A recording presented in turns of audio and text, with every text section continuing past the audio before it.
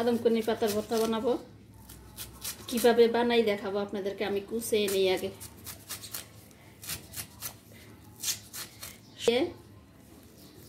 শুকনো মরিচ দিয়ে সরষের তেল দিয়ে মাখাবো।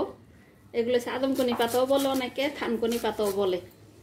তো কে কি বলে তো জানি না, আমরা আদমকনি বলি। গরম ভাত দিয়ে খেতে অনেক মজা, অনেক রোগের জন্য উপকার। এখন আমি বানিয়ে নিই। লবণ দিতেছি, এখন ভালো করে আগে মাখিয়ে নিই।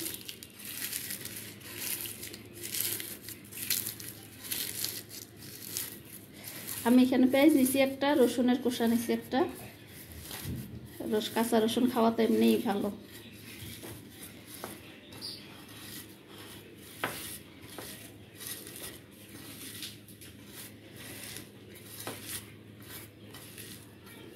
সবাই আমাদের ভিডিওগুলো একটু দেখবেন, লাইক কমেন্ট করবেন।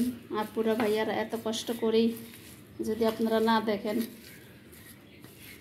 লাইক কমেন্ট না করেন, ভালো লাগেনি বলেন। এই ভর্তাটা কার কার পছন্দ কমেন্ট করে জানাবেন। এখন সরষের তেল দিয়ে দিব।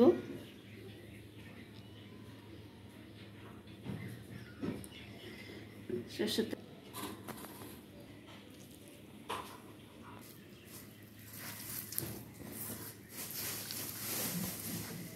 এভাবে বানায় খাইয়ে দেখবেন, অনেক মজা।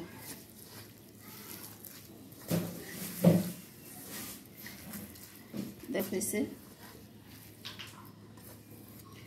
এগুলো হইলে তো ছেলের বাপে আর কিছুই লাগে না, এটা দিয়ে ভাত খেয়ে ফেলবে।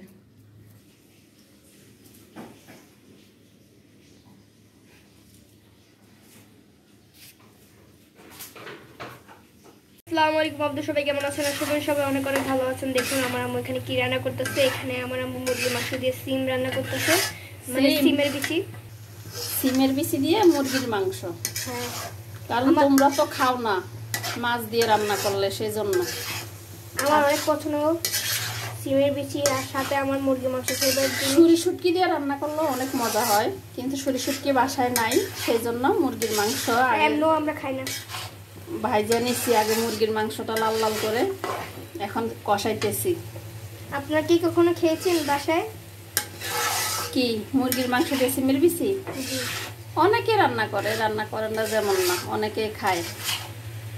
বেশিরভাগ সিমের বিচি শুটকি দিয়ে রান্না করলে ভালো লাগে। মাছ দিয়ে কষতে থাকো, আপনারা দেখেন। দেখুন কালারটা কি সুন্দর আসছে, এখনো তো হয় না, এখনো কষাইতেছি। হওয়ার পরে দেখেন কি সুন্দর হবে, সুন্দর আসছে কালার। মুরগির মাংস কালার খেয়ে দেখবেন, অনেক মজা হয়। কিন্তু মুরগির মাংস কালারটা অনেক সুন্দর আসছে। তো আজকের জন্য একটু কি, আল্লাহ হাফেজ। জল দিয়ে দিলাম।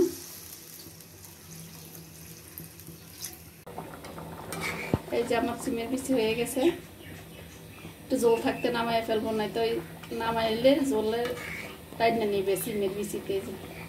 আর বেশি সিদ্ধ করলে তো ভাঙে যাবে। তো এই যে আমার মুরগির মাংস দিয়ে সিমের বিচি হয়ে গেছে। সবাই ভালো থাকবেন, সুস্থ থাকবেন। আল্লাহ হাফেজ।